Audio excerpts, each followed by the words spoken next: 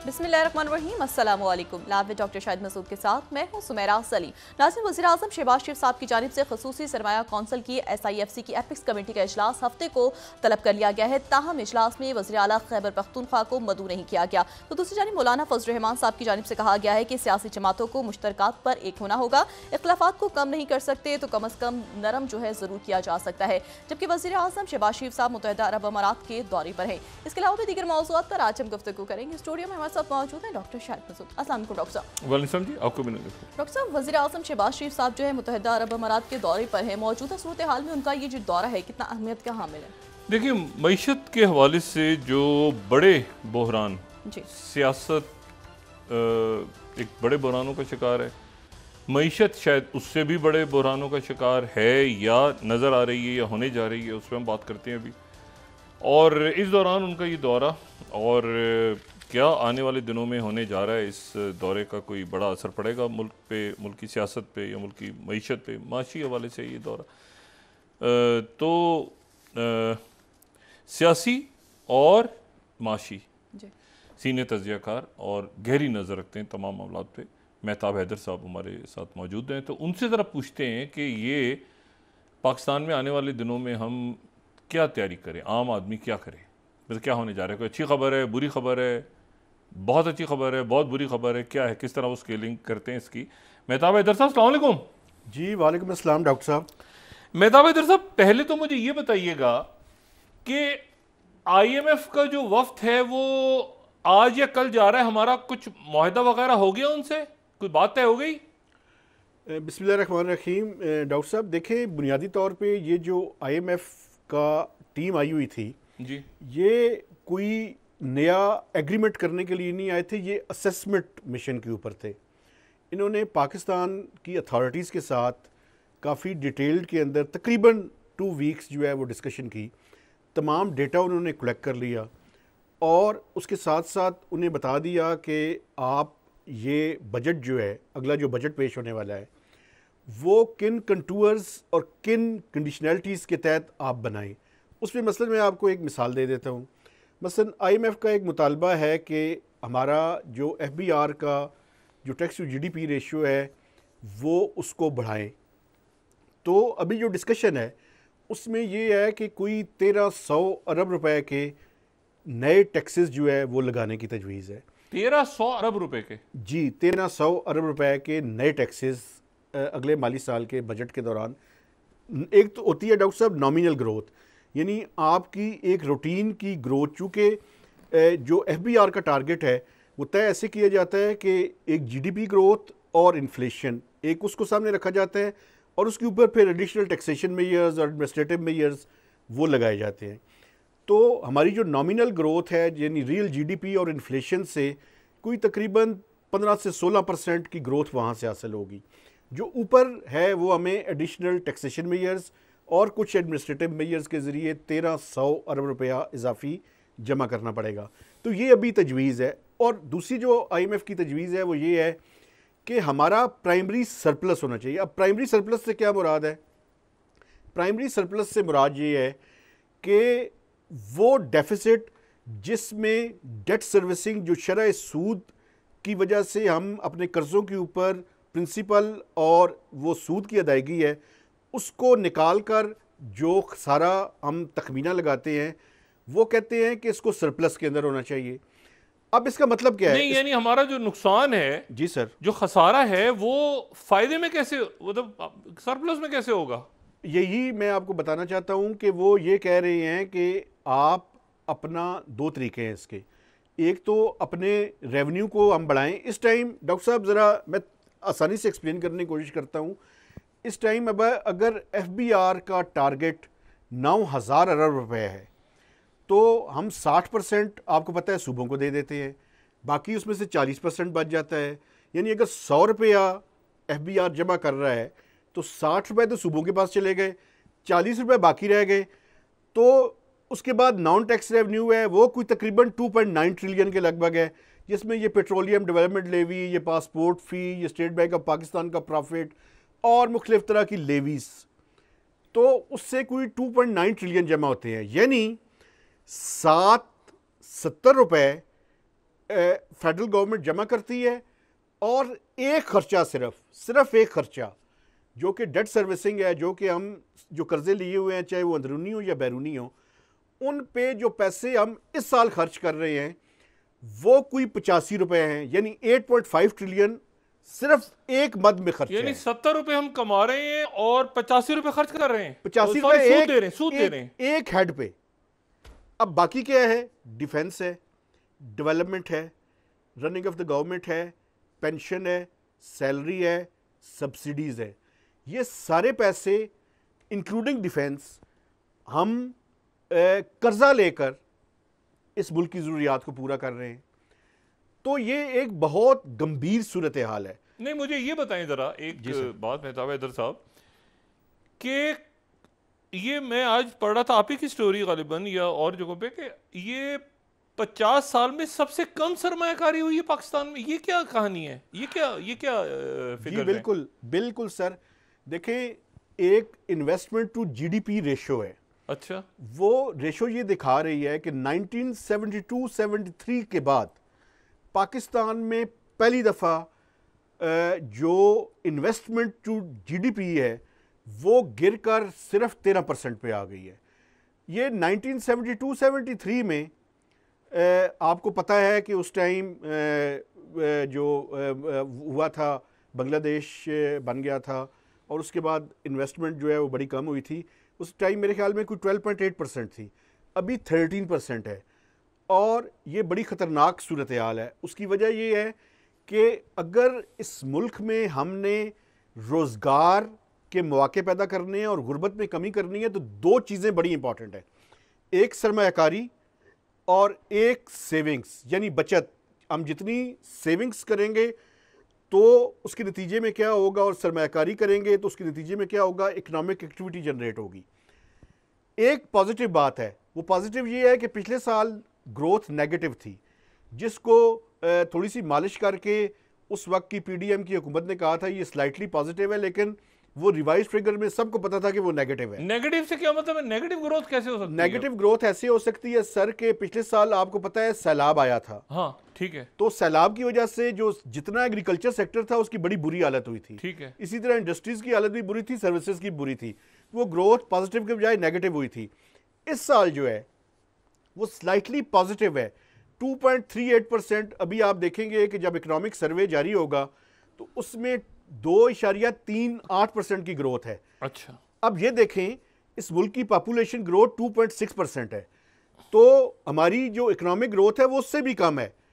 तो इसको हम इकोनॉमी की टर्म में स्टैगफ्लेशन कहते हैं। स्टैगफ्लेशन का क्या मतलब है? ग्रोथ थोड़ी हो, महंगाई ज़्यादा हो। और इसका क्या मतलब है? इसका मतलब है कि बेरोज़गारी में भी इजाफा हो रहा है और महंगाई में भी इजाफा हो रहा है। तो ये सूरत हाल है जहां पे हम खड़े हैं। तो अच्छा, मुझे ये बताएं कि ग्रोथ कहाँ हुई है सबसे ज्यादा? आपने कहा ना कि किस सेक्टर में हमने सबसे ज्यादा ग्रो किया है इस वक्त? सर, सबसे ज्यादा ग्रोथ एग्रीकल्चर सेक्टर में हुई। अच्छा, जब माशाल्लाह। चूंकि वजह यह थी कि आपको कहाँ पता पे है एग्रीकल्चर में? कहाँ? एग्रीकल्चर में दोनों साइड्स पे। एक तो मेजर क्रॉप्स, मैं आपको बता देता हूँ, मेजर क्रॉप्स में अगर आप देखें तो व्हीट की पाकिस्तान की हिस्ट्री की सबसे बड़ी प्रोडक्शन हुई है। गंदम 31.4 मिलियन टन। किसान क्यों एहतजाज कर रहे हैं सर? वो एक देखे ना, अब गंदम ज्यादा पैदा हो गई, हमारे शहजादों ने यहाँ पे जाते जाते गंदम इंपोर्ट कर ली, चूंकि इंटरनेशनल मार्केट में उस टाइम प्राइस कम थी। अब प्रॉब्लम ये हुई कि गंदम इस टाइम बहुत ज़्यादा पैदावार है और उनसे गंदम खरीदी नहीं जा रही, ख़ासकर पंजाब और सिंध के अंदर। वजह ये है कि हुकूमत ने वो गंदम इंपोर्ट कर ली है, 1 मिलियन टन्स की इजाज़त दी, उस पर काफ़ी सारी कोई तकरीबन 4 मिलियन टन्स गंदम इंपोर्ट कर ली। तो ये एक पूरा एक प्रॉब्लम है। अच्छा, गंदम अब पाकिस्तान में बहुत बम्पर क्रॉप हुई है, आपको मैं अच्छा, ये बता गंदम का स्कैंडल है प्रॉपर, जिसको आई है इसकी, मतलब ये दब गया? आपको क्या लग रहा है? सर, कुर्बानी का बकरा तो ज़रूर बनाया जा रहा है, स्कैंडल तो ये है। चूंकि उसकी वजह ये है, अब मेरी एक प्रेडिक्शन सुन लें, वो ये है कि इस साल जो गंदम के साथ हम कर रहे हैं, अगले साल किसान गंदम नहीं बोएगा। क्योंकि उसकी वजह ये है कि अगर आम जो किसान है, छोटा किसान, अगर आप उसकी गंदम खरीदेंगे नहीं या उसकी जो कम से कम हुकूमत ने तय की हुआ है उस कीमत पे भी नहीं खरीदेंगे, इस टाइम आप मार्केट में जाके पूछें तो 3900 रुपया पर मन जो है वो हुकूमत ने रेट तय किया हुआ है। लेकिन 3,000 रुपये पे वो बेचने के लिए, बल्कि इससे भी कम पे बेचने के लिए बाज़ जगहों पे किसान मजबूर है। वो एक ब्रूइंग अप क्राइसिस है। आप देखिएगा अगले साल वो गंदम नहीं बोएगा। अच्छा, राइस की प्रोडक्शन बड़ी अच्छी हुई है, शुगर केन की बहुत अच्छी हुई है। कॉटन का मैं आपको मिसाल देता हूँ, पिछले साल को 4.6 मिलियन बेल्स थी, इस साल 10.55 मिलियन बेल्स हुई हैं। तो ये एग्रीकल्चर सेक्टर जो है इसने मेजर रोल प्ले किया है इस साल की जो नेगेटिव से पॉजिटिव ग्रोथ आई है। अच्छा मेहताब हैदर साहब, ये यानी आप ये बता रहे हैं कि हमारी जो मईशत के ये सारे इश्यूज हैं और ग्रोथ नहीं हो रही और कर्जे, ये आप PDM2 केयर टेकर और PDM1 गवर्नमेंट को बता रहे हैं। उससे पहले भी तो हालात ऐसे ही थे या क्या थे? उससे पहले क्या था जो देखिए खान साहब की गवर्नमेंट? खान साहब के ज़माने में जो लास्ट ईयर था उनका, उसमें ग्रोथ जो है वो 6.18% थी। अच्छा। लेकिन जाते जाते इमरान खान साहब, आपको याद होगा कि IMF का जो मुआहदा था उसके बरक्स उन्होंने पेट्रोल की, बिजली की कीमतें जो हैं वो कम कर दी थी। एग्रीमेंट ये था कि हमने बढ़ानी है।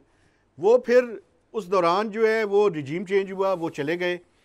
अब उसके बाद क्या हुआ, वो PDM फिर बड़ी मुश्किल से उन्होंने जो है वो पहला मिफ्ता इस्माइल साहब के ज़माने में आपको याद होगा बजट लेकर आए, बड़ी मुश्किल से IMF रिवाइव हुआ। फिर डार साहब आ गए, डार साहब ने फिर IMF को आंखें दिखाने की कोशिश की, वो बड़ी मुश्किल हुई। फिर वो 8-9 महीने प्रोग्राम सस्पेंड रहा। आखिरी वक्त में फिर वो 9 महीने का प्रोग्राम करके चले गए। तो एक तसलसल है, लेकिन बुनियादी मसला ये है कि हम अपनी जितनी आमदन है उसके अंदर गुजारा नहीं कर रहे। अखराजात हमारे ज़्यादा हैं, आमदन कम है। मेहताब हैदर अमीर साहब, लोग टैक्स नहीं देते। दो बातें। जी यहां पर सारा का सारा जो मलबा है, यानी आपकी बातें तो मुझे सुन के ऐसा लग रहा है 1300 अरब वाली के सारा मलबा आवाम पे डल गई है, तो हुकूमती अखराजात कम नहीं हो रहे, एक बात। दूसरी बात ये बताएं कि जो आगे मुआहदा हमने IMF से करना था उसका क्या बना? पहले मैं IMF के मुआहदे की तरफ आ जाता हूँ। IMF का मुआहदा ये है सर कि वो आज रात को, सुबह के टाइम, यानी अर्ली आवर्स में उनकी फ़्लाइट्स हैं, वो वापस जाएंगे। एक्सपेक्टेड ये है कि वो कोई ना कोई स्टेटमेंट जारी करेंगे। हमारे ऊपर ये वो करके गए हैं कि आप एक बजट पेश करें, पार्लियामेंट में इसको लेकर जाएं और पार्लियामेंट से वो बजट पेश भी करना है, अप्रूव भी करवाना है। जब वो अप्रूव हो जाएगा तो एक्सपेक्टेड ये है, ये 1300 अरब वाला, ये पूरे बजट की मैं बात कर रहा हूँ, ये अगले माली साल का नहीं, उसमें ये टैक्स भी होंगे, जी, उसमें टैक्स भी बिजली, होंगे। गैस, ये सब कुछ होगा। गैस और बिजली का मैं आपको अलग बताता हूँ। अच्छा, वो बजट का हिस्सा नहीं होगा। वो जुलाई में 25% हमने बिजली बढ़ानी है, तकरीबन 25%? जी 25% तकरीबन। हमने बेस टैरिफ में IMF के साथ एग्री किया हुआ है। इस टाइम की जो वर्किंग है वो ये बता रही है कि कोई तकरीबन 6 रुपये 91 पैसे बेस टैरिफ में इजाफा होगा, 35 से 40% बिजली में इजाफा होगा, 35 से 40% गैस में इजाफा होगा। इसके अलावा जो पेट्रोलियम है, अभी अगर आप देखें तो पेट्रोलियम की प्राइसेस कम हुई हैं क्योंकि इंटरनेशनल मार्केट में कम हुआ है, लेकिन तजवीज़ ये है कि उसके ऊपर एक कार्बन लेवी लगा दिया जाए या GST लगाया जाए 18%। फेडरल गवर्नमेंट क्या चाहती है? फेडरल गवर्नमेंट ये चाहती है कि वो लेवी लगाए। उसकी वजह ये है कि अगर वो GST लगाएगी तो उसके 60% तो सूबों के पास चले जाएंगे। फेडरल गवर्नमेंट अब ज़्यादा गरीब है, तो फेडरल गवर्नमेंट ये चाहती है कि वो एक लेवी लगाए ताकि उसका जितने पैसे हैं वो सारे उसी के पास रहें। तो ये एक सारा सिनेरियो। अच्छा, एक और बात भी, जो एक्सपेंडिचर साइड है उसमें भी बड़ी इंपॉर्टेंट बात है, वो ये है कि पेंशन के ऊपर IMF इस दफ़ा कह रहे हैं कि आप उसका एक पैकेज लेकर आएँ। अब देखना ये है कि क्या वो हुकूमत ला सकती है। तैयारी तो कर रही है, प्राइम मिनिस्टर ने कमेटी बनाई हुई है, ऑस्टेरिटी कमेटी के नाम से एक कमेटी है जिसमें फाइनेंस मिनिस्टर और बाकी मिनिस्टर्स, मिनिस्टर फॉर लॉ भी उसके अंदर है। वो कमेटी काम कर रही है कि पेंशन की इस्लाहात के नाम पर पेंशन जो है उसके ऊपर देखा जाए, क्योंकि उसकी वजह ये है कि पेंशन का जो बिल है, IMF भी ये कह रहा है और हम हुकूमत पाकिस्तान भी ये कह रही है कि ये अनसस्टेनेबल है। इस तरह नहीं हो सकता कि हर साल हम बजट से पैसे दिए जाएं। कंट्रीब्यूटरी पेंशन का एक कॉन्सेप्ट होगा नए लोगों के लिए, जो मौजूदा लोग हैं उनमें के लिए ये होगा कि ये जो 3-3, 4-4 नस्लों तक पेंशन का सिस्टम चलता रहता है, अब ये मेरे ख्याल में आइंदा सालों में मुमकिन नहीं रहेगा। मुझे ये बताएं कि ये जो आप यानी ये कह रहे हैं कि आईएमएफ ने कहा है कि पहले ये सारी जो शराइत हैं, ये आईएमएफ का बजट है ना, अच्छा उन्होंने कहा ये सारा बजट पहले मंजूर करवाओ पार्लियामेंट से, फिर ये जब मंजूर हो जाए तो फिर हमसे अगले बजट यानी अगला जो कर्जा है फिर उसकी बात करना। जी बिल्कुल ऐसे ही है, चूंकि जुलाई में आप ये देखें कि ये बिजली का टैरिफ भी इंक्रीज होगा और इसी के दौरान जो ओगरा की डिटर्मिनेशन उस टाइम तक होगी और उसके मुताबिक गैस का टैरिफ भी बढ़ेगा। बजट में हम एक्सपेंडिचर साइड पे भी, अखराजात में भी और रेवेन्यू साइड में, टैक्स और नॉन टैक्स दोनों में, ये 1300 अरब जो है ये बिजली और गैस से हटके है।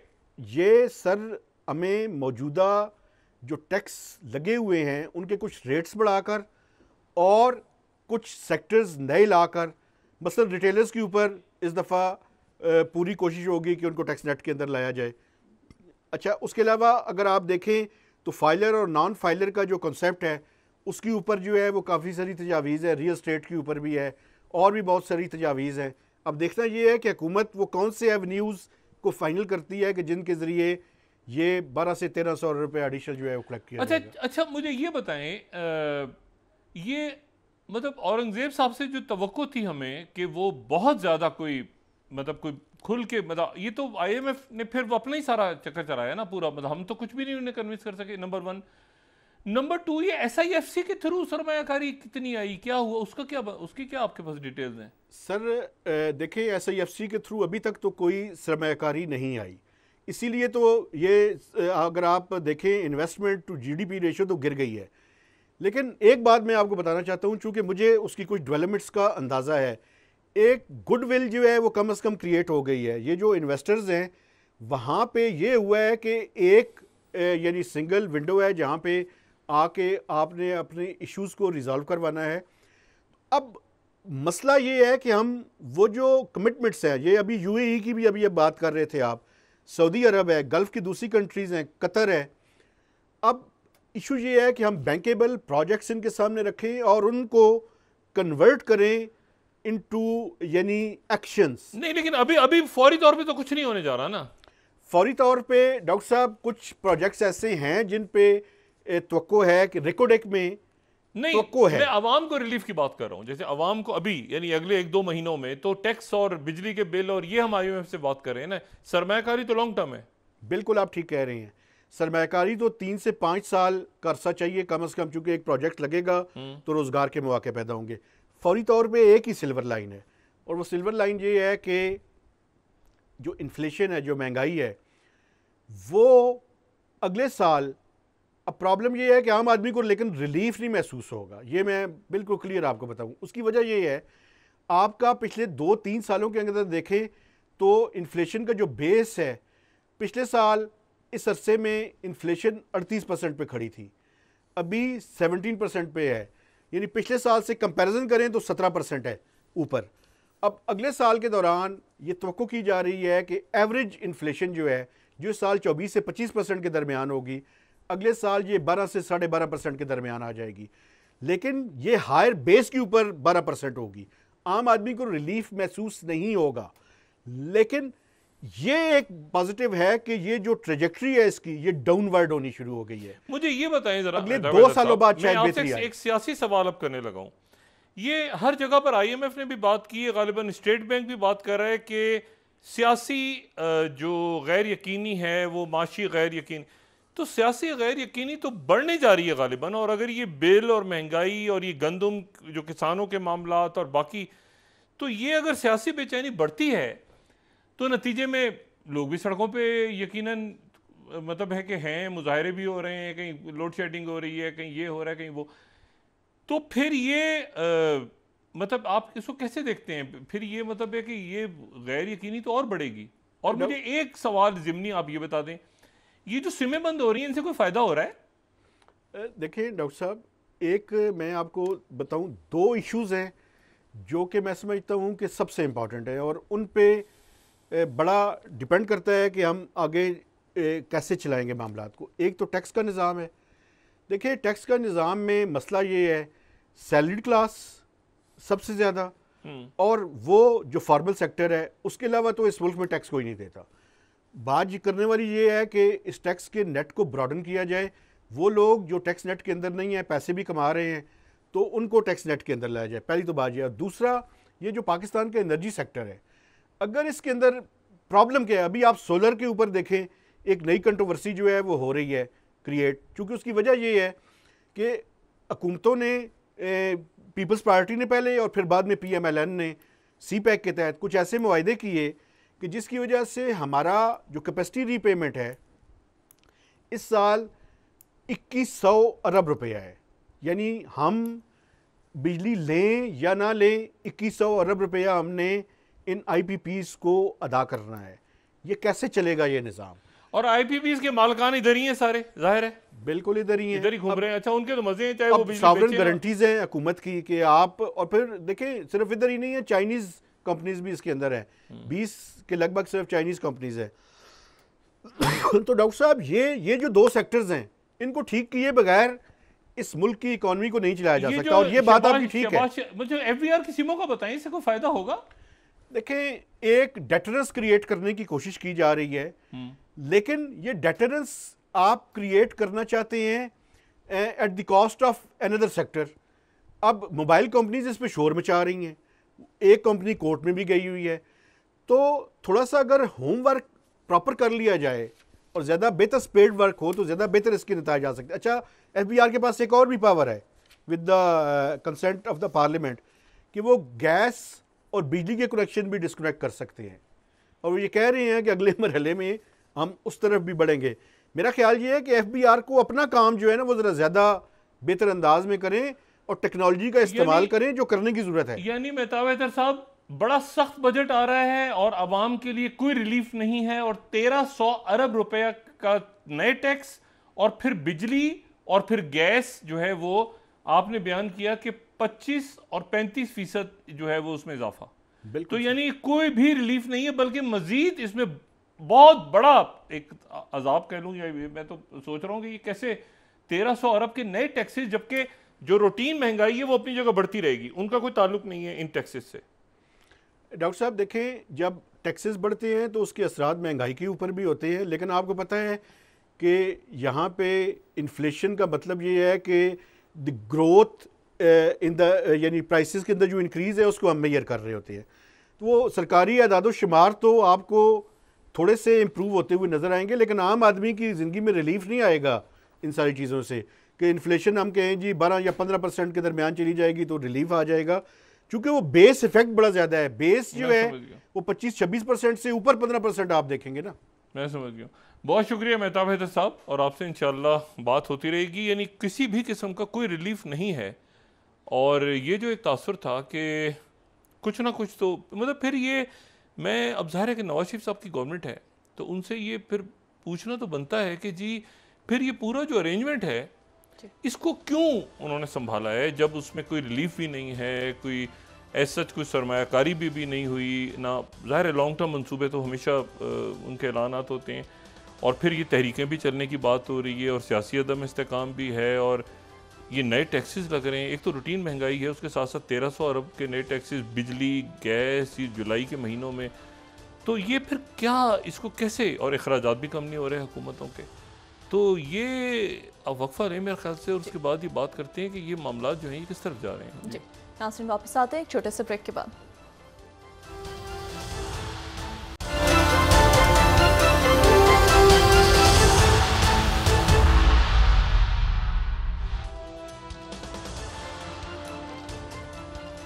वेलकम बैक नाज़रीन। डॉक्टर साहब, पाकिस्तान तहरीक इंसाफ और मौलाना फजल रहमान साहब की जानिब से जो मुश्तरका इजलास है, इससे क्या मजीद सियासी इस्तेहकाम? अभी नहीं, अभी तो देखते हैं कि किस तरह से बात आगे बढ़ती है और किस तरह से इत्तेहाद होता है, और उसमें हतमी ऐलान क्या होता है, तहरीक चलती है, जमात इस्लामी का क्या नुक्ता नज़र होता है। क्योंकि मैंने आपसे कहा ना कि ये महंगाई और बजट ये बहुत ज़्यादा इस वक्त एक मसाइल लेकर आ रहा है अवाम के लिए। लॉन्ग टर्म मंसूबे तो जाहिर है उनका फिर ऐलान होता रहता है, कई साल लगते हैं, लेकिन फौरी तौर पे अवाम के लिए मसाइल हैं। अच्छा, इसमें 2-3 बातें जो हैं वो बड़ी अहम 24 घंटों के अंदर देखें। 2 मुल्क ऐसे हैं जो कि जिनमें इंतखाबात अचानक होने जा रहे हैं, और ये अगले आप समझें कि कोई महीना सवा महीने में 2 मुल्कों के अंदर। एक तो ईरान में हम जानते हैं कि वहाँ पे अभी कुछ देर पहले वहाँ पे तदफीन हुई सदर इब्राहिम रईसी की मशहद में, और बहुत बड़ी तादाद में लाखों का मजमा था वहाँ होने जा रहे हैं 28 तारीख को इलेक्शंस। और फिर जो है वो जो बरतानिया के वज़ीर आज़म हैं ऋषि सुनाक, उन्होंने असेंबली डिज़ोल्व कर दी है, और उन्होंने असेंबली डिज़ोल्व कर दी है, और ये जनवरी 2000 यानी अगले साल की जो 2025 तक जनवरी तक वो इसको खींच सकते थे, लेकिन उन्होंने असेंबली डिज़ोल्व कर दी। यानी असेंबली इस तरह डिज़ोल्व उन्होंने की कि उन्होंने शाहचाल से कहा कि आप असेंबली डिज़ोल्व कर दे, तो असेंबली 30 तारीख तक वो डिज़ोल्व 30 तारीख तक डिज़ोल्व करने के वो पाबंद हैं, 30 मई तक, और साथ ही जो है वो कैंपेनिंग शुरू हो गई वहाँ पे। अब जो टोरीज़ हैं ये कंजर्वेटिव पार्टी के ये रहनुमा हैं, और 2 साल से कम इनको अरसा हुआ है आए हुए, और ये जो इलेक्शन है ये 4 जुलाई को होगा। यानी 28 जून को ईरान में इलेक्शन है, और फिर 4 जुलाई को बरतानिया में इलेक्शन है, और ये 2019 का इलेक्शन नहीं है, 5 साल के बाद वहाँ इलेक्शन होता है। लेकिन ये ये जो इलेक्शन है इसमें हमने देखा कि पिछले इलेक्शन के बाद पहले तो बोरिस जॉनसन वो जो कोविड के दौरान पार्टी के एलिगेशन लगे, फिर उसके बाद लिस्ट्स आई, वो भी कुछ 45 दिन चल सकें, फिर उसके बाद ये आ गए, तो एक स्टेबल गवर्नमेंट वहाँ नहीं आ सकी। लेकिन इससे पहले भी टोरीज की गवर्नमेंट थी, और ये 14 साल के बाद जो है वहाँ पे जो अब पोल्स हमें नज़र आ रहे हैं, आज मैं देख रहा था स्काई का पोल अगर मैं देखूं तो वहाँ पर भी जो मद्दे मुकाबिल हैं जो इनके विलियम जो केयर स्टेमर है, तो वो तकरीबन हर जगह पर पोल्स में आगे नज़र आ रहे हैं, ठीक है, ऋषि सुनाक से वो आगे नज़र आ रहे हैं। और ये स्काई का जो पोल है वो भी, और बीबीसी का पोल, बाकी जितने पोल्स हैं उनमें तो इनके मद्दे मुकाबिल जो हैं वो आगे हमें नज़र आ रहे हैं। उसमें ये पूछा गया था कि जी आप बताएं कि बेस्ट प्लान किसके पास है क्या, तो वो केयर स्टेमर जो हैं वो आगे हमें नज़र आ रहे हैं। अच्छा, इसमें लेकिन अब यहाँ पर है कि मैंने आपसे कहा ना कि ये 5 साल बरतानिया के लिए, और बरतानिया का जो रोल दुनिया में है, ये 2019 का इलेक्शन नहीं है, ये 5 साल बहुत अहम होंगे। बिल्कुल इसी तरह से जैसे ईरान की अगली क़यादत, बहुत अहम वाक़यात हो रहे हैं दुनिया में जिसमें ईरान की अगली क़यादत सामने आएगी और जिसमें बरतानिया की अगली क़यादत सामने आएगी। और दो खबरें ऐसी हैं जो बहुत ही कशीदगी में इजाफा, और ये आप समझें कि शायद कुछ कम। एक तो यह है कि जो अमेरिकन नेशनल सिक्योरिटी एडवाइज़र हैं जैक सोलिवन, उन्होंने मज़म्मत की है यूरोप के ममालिक की कि जो मुज़ाकरात के बग़ैर फ़लस्तीनी रियासत को तस्लीम कर रहे हैं, और उन्होंने ये कहा है कि ये जो आयरलैंड और स्पेन और बाकी जो मुल्क हैं, और उसमें फ़्रांस ने भी कोई इशारा किया हुआ है आगे आने का, और ये उन्होंने कहा ये जो है ये मामलात इस तरह से नहीं होते, और उन्होंने तनकीद की है नॉर्वे पे भी। और उन्होंने कहा है कि अच्छा, यहाँ पर अब ग्रेजुअली ये जो मैंने कल भी बात की थी ना कि ये सारा का सारा ठेका जो फ़लस्तीन और इसराइल का मामला था ये अमेरिका के पास था, तभी तो अमेरिका कभी ऑस्लो रिकॉर्ड हो रहे हैं, कभी कुछ हो रहा है। अब ये दुनिया तकसीम हो रही है, दुनिया कई पोल्स में जा रही है, तो ये मामला उसी तरह से हाथ से निकल रहा है। और इसमें जो है वो यहाँ पर अब यह है कि अच्छा, वहाँ पर यूरोप के अंदर भी इंतहा पसंद जो हैं वो जीत रहे हैं, राइट विंगर्स सामने आ रहे हैं, एक वहाँ पे बेचैनी है जैसे पाकिस्तान के अंदर। और मैं आपको बताऊँ, पाकिस्तान में आज मैं ये देख रहा था कि आज बलूचिस्तान में तकारीब हुई हैं मुख्तलिफ, और वहाँ पे 1 साल पहले जो ये गुलजार इमाम शंबे, ये गुलजार इमाम शंबे जो हैं ये अलहदगी पसंद मुख्तलिफ तंजीमों का मर्जर हुआ था, फिर इन्होंने अपनी कोई तंजीम बना ली थी, फिर लाहौर में अटैक्स और बाकी जगहों पे अटैक्स हो रहे थे, लेकिन लास्ट 1 साल पहले फिर इन्होंने सरेंडर कर दिया था, रियासत के सामने हथियार फेंक के ये सरेंडर करके और कौमी धारे में शरीक हो गए थे। तो बलूचिस्तान में आज मुख्तलिफ तकारीब वगैरह या इस्लामाबाद में भी हुई और बाकी जगहों पर भी हुई। तो इशू ये है कि जब आप रियासत के साथ चलना चाहते हैं तो रास्ता रियासत दे देती है। जैसे कि ये एक मिसाल है कि भाई मुज़ाकरात की तरफ ये गए तो वो मुज़ाकरात कौमी धारे में शामिल हो गए, और रियासत का दिल ज़रा बड़ा भी होना चाहिए, बाकी मामलात में भी बड़ा होना चाहिए रियासत का दिल, जैसे यहाँ पे हुआ है तो वैसे भी बड़ा होना चाहिए कि मुज़ाकरात की तरफ सियासी जमातें बढ़ें और बाकी जो तलखी है वो भी कम हो उसी तरह। लेकिन ये एक मिसाल है जो मैंने आपको बताया, गुलजार इमाम शंबे एक मिसाल है कि इन्होंने हथियार फेंके कौमी धारे में आ गए, तो ये एक बड़ी कामयाबी। और उसके बाद जो है वो, मैं आपसे ये बात कर रहा था कि ये जो राइट विंग एक्सट्रीमिस्ट बेचैनी ये पूरी दुनिया में बढ़ रही है। उस वक्त क्या है कि जी आप अपने मुल्क को स्टेबल रखें, जो कि आप इस वक्त नहीं रख पा रहे, और आने वाले दिनों में जब बजट आएगा और बाकी मामला, तो उसके बाद ही और फिर मीडिया पे पाबंदियां और जो भी कुछ हो रहा है वो आपके सामने है।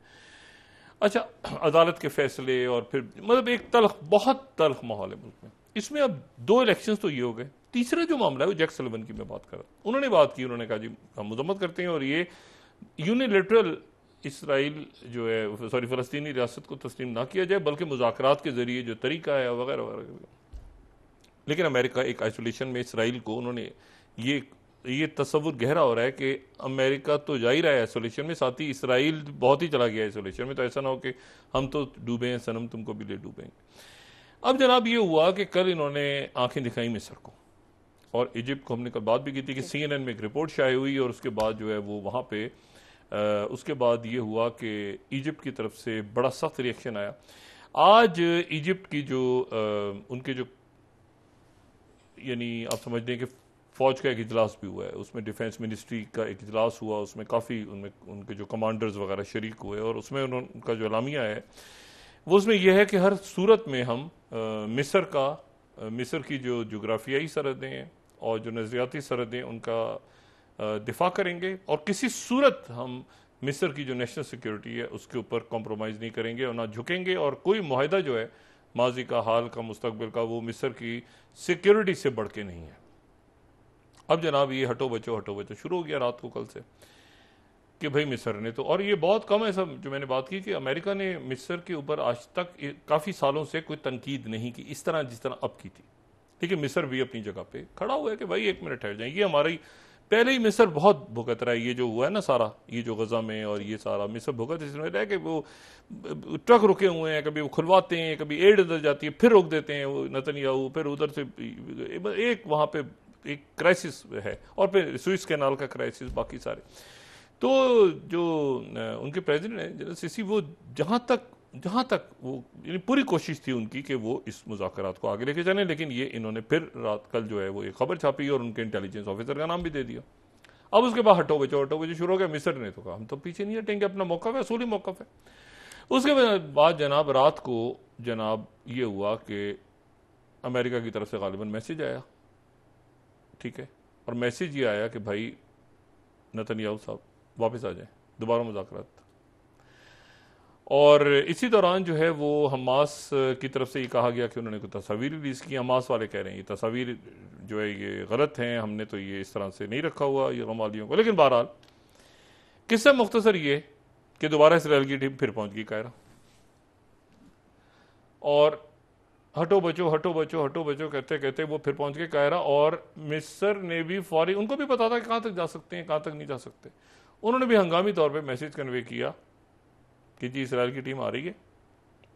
अमेरिका बहादुर भी पहुंच रहे हैं वहां पे नुमाइंदे, कतर को भी बता दिया, बाकी लोगों को बता दिया, और मुज़ाकरात आज किसी वक्त शुरू हो गए हैं, ये शुरू होने वाले हैं। कमाल की बात यह है कि कोई ऑप्शन नहीं है, ये मैं आपको जरा बताऊं कि इसराइल के पास ऑप्शन नहीं बचा। और कौन सा ऑप्शन सबसे, एक तो ये ऑप्शन है ना कि पूरी दोबारा जंग छेड़ दें पूरे गजा में, तो जीरो, उसका तो नील हो गया।